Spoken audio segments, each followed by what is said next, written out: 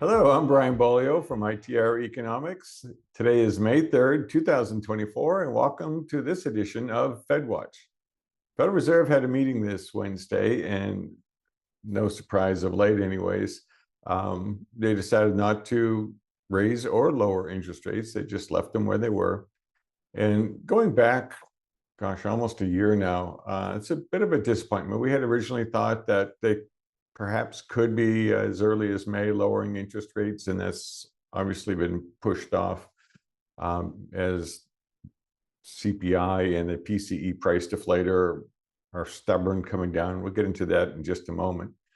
But out of Wednesday's meeting, there was another piece of really interesting news that I'm not sure everybody picked up on, and that's Powell was saying that the Fed is going to taper back on their quantitative tightening.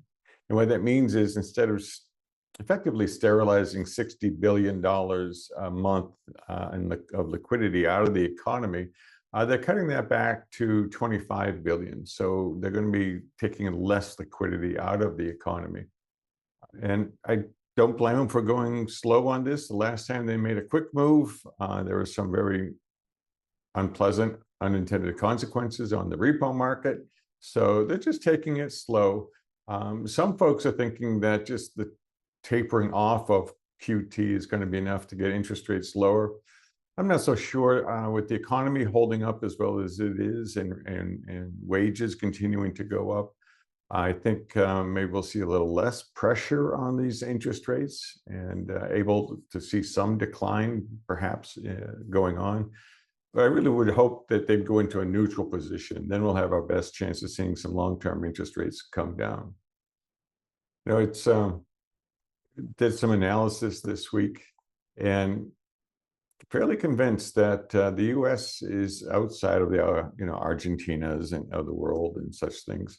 Of the major industrialized partners that we have, we're likely to run the highest inflation rate of those trading partners going through 2024 and likely 2025.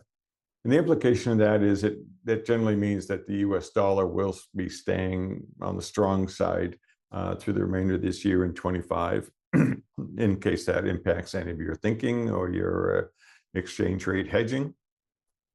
Switching over to some data that came out, it's really continues to be the tale of two cities. We look at consumer expectations, which is not one that we generally follow at ITR, but it tends to be handy when it comes to the automotive industry, for instance. And the most recent Conference Board consumer expectations number was not good. It was showing some decided weakness, particularly in the rates of change. And that suggests ongoing weakness in that automotive sector. Manufacturing new orders, 112 went back into phase D. Non-defense capital goods new orders, a broader segment, also saw its 112 go back down below the zero line. So we're seeing that ongoing weakness poking up here and there.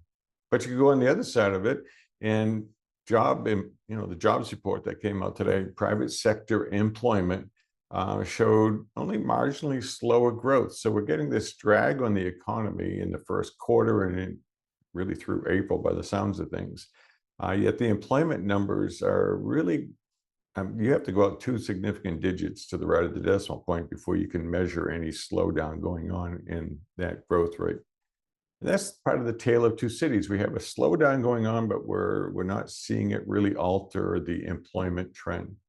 And I think worse yet, in terms of seeing interest rate decline, if that's what you were hoping for, is that manufacturing employment remains uncharacteristically high in terms of the rate of rise in manufacturing wages.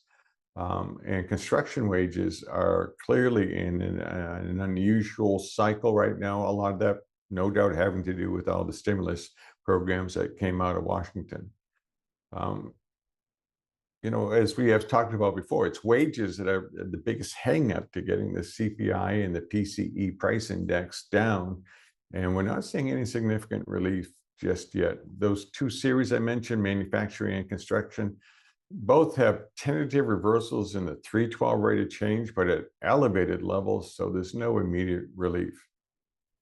Chairman Powell, and I hope he's right, he said that he still thinks there's a way to see the CPI get into some sustained decline, PCE get into some sustainable decline, to the extent that he was still saying he sees interest rate decline in the second half of this year, potentially three different cuts.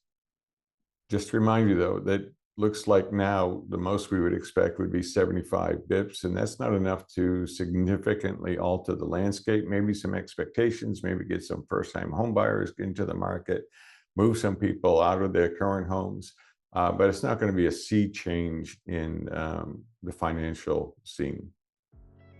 That's where we stand today. We'll see you next week. Thanks for watching this edition of FedWatch.